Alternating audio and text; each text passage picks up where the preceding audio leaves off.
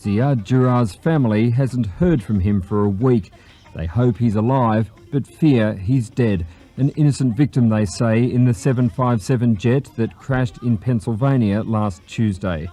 What they can't accept is the very thing the FBI has suggested, that Ziad Jarrah was part of a conspiracy to murder thousands. The last time he called, talking to his father as usual, laughing, making jokes on the phone. We are living on the hope that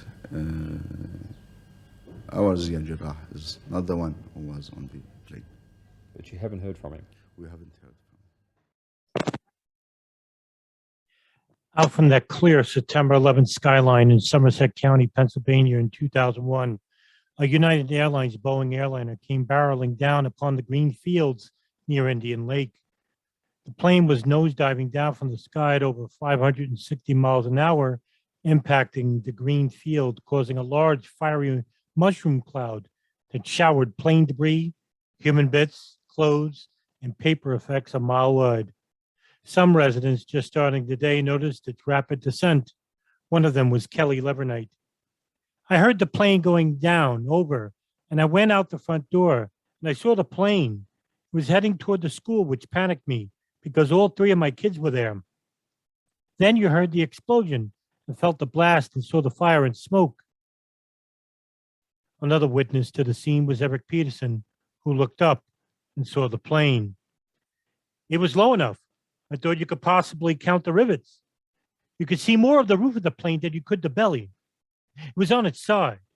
There was a great explosion, and you could see the flames. It was a massive, massive explosion. Flames and then smoke, and then a massive, massive mushroom cloud. The explosion rocked Shanksville, enough for local residents to rush to a scene of untold carnage, destruction, and debris which littered the ground for over 6 miles. Most of it mail, in which Flight 93 was carrying 2,858 pounds. Nylon was also found, as well as human remains, or what little of what was left. In fact, local Somerset County coroner Wally Miller was able to only recover approximately 8%, or 660 pounds of the passenger's human remains, no piece bigger than a part of a backbone. As investigators from Pennsylvania and the FBI combed the large debris field, which now extended to 8 miles, a peculiar yet remarkable find was a business card belonging to Assem Jarrah, which turned out to be a second cousin to suspected pilot hijacker of United Airlines Flight 93, Ziad Jarrah. Most of the American public would not know who Assem Jarrah is, or even care to know. This would be exactly what most within the U.S. Intelligence Committee would want. But why? Assem Omar Jarrah was born in 1962 by the Bekaa Valley in Lebanon. His family was found to be quite fond of living a secular lifestyle, even though they were nominal Sunni Muslims. They were hardly religious to any extent. Assem would move to Greifswald, East Germany in 1984. There, he would begin making inroads by linking himself with the community's more prominent members. He would begin operating established firms, selling chemicals and medical equipment to Eastern clients like Libya. He also went to the University of Greifswald. Assem was known for his manipulating nature even when he was young, and in time began a connection to members of the Stasi, the East German Secret Service, and the German Federal Intelligence Service, the BND, as well as being coveted by the Abu Nidal Organization, who began taking a liking to the impressionable businessman. After German unification in 1989, Jarrah continued working for the Bundesmanagement, the BND, and he continued to work for it at least until the mid-90s. Assem's family began noticing the fluctuation of his visits back home and also noticed a very lavish lifestyle. His expensive and egregious nature was even noticed by the intelligence contacts he did business with. One of his German handlers tells Der Spiegel, a German publication, that, quote, Jarrah played us all for fools. He had tons of cash, women, simply everything, end quote. Assem, however, denies that he ever spied for anyone. By the mid-90s, it was suspected he was also dealing with the Central Intelligence Agency. Asla Indeshalos, reporter for the Wall Street Journal, even describes Assem Jarrah as working very closely with the ANO, even having a separate file within the German Intelligence Agency, or the BKV.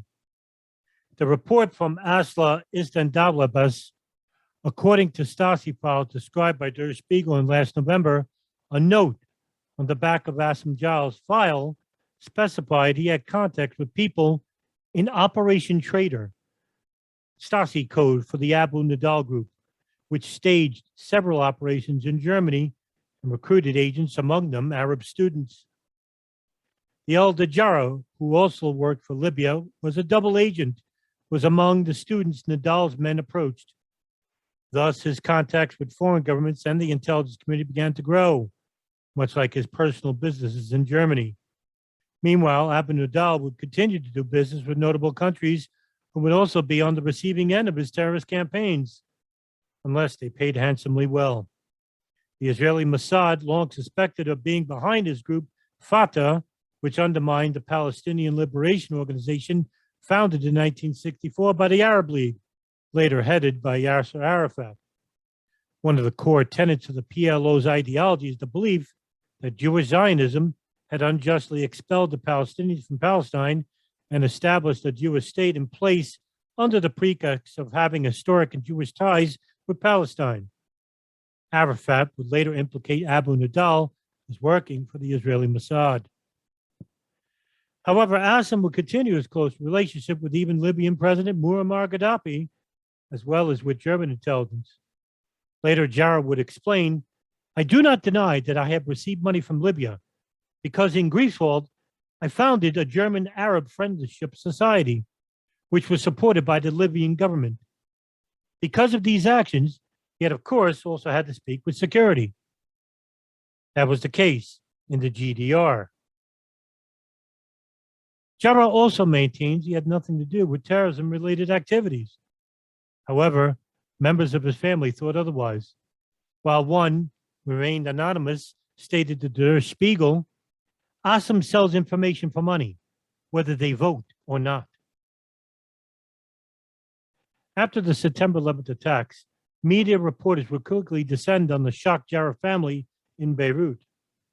Salim al-Jarrah, father of Ziad al-Jarrah, would continually deny, even vehemently, that what was reported about his son Ziad as being an Islamic extremist was shamelessly and demonstrably wrong.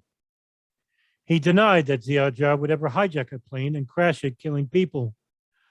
Only one member of the Jarrah family, however, would only not implicate Ziad as being involved in the 9/11 attacks, but that he was indeed an Islamic fundamentalist. Assem Jarrah told German authorities at the BFV on September 17th that Ziad went to Pakistan or Afghanistan in 1999, and when he came back, he yearned to die as a martyr.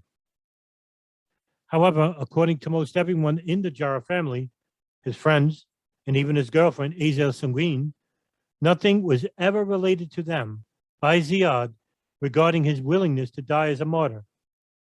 In fact, only the intelligence community would know after the fact that Jarrah even went to Afghanistan in 1999.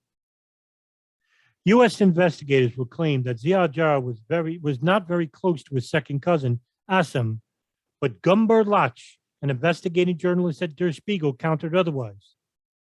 He was the one who picked him up at the airport when he first came to Germany. The uncle paid for his apartment. He really took care of him.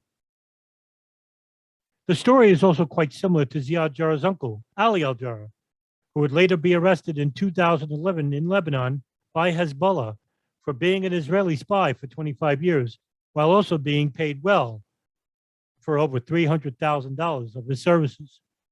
His arrest shocked even those closest to him, but Assem Jarrah remained silent on the matter.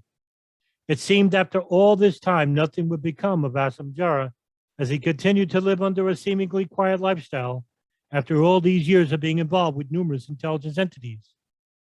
That is, until his business card was found amongst that steaming wreckage of United Airlines Flight 93. On the back of the card were some handwritten notes. The notes included and addressed in Germany, linked with Ramzi bin al-Shib, a member of the hijacker cell in Hamburg. The address was located in Wilhelmsburg at a red brick pre-war housing project where Muhammad Atta and Marwan al-Sheikhi had also lived. The Jarrah family, very much like a puzzle with missing pieces, has many more questions than answers as to why it seems that certain members of the Jarrah family are inexplicably linked to some of history's most infamous terrorist activities, while also being involved with the intelligence community. Meanwhile, the damaging links are a constant reminder that even though there is no definitive link of the Jarrah family to the 9/11 attacks, the famous quote, "a little too close to home," can be put in context in this regard, especially when in the summer of 1988, the Foreign Office of Germany sent a terrorism warning message to the BKA. Content: the terrorist Abu Nidal plan on August 20th, an attack on Lufthansa Flight 651, Athens, Frankfurt.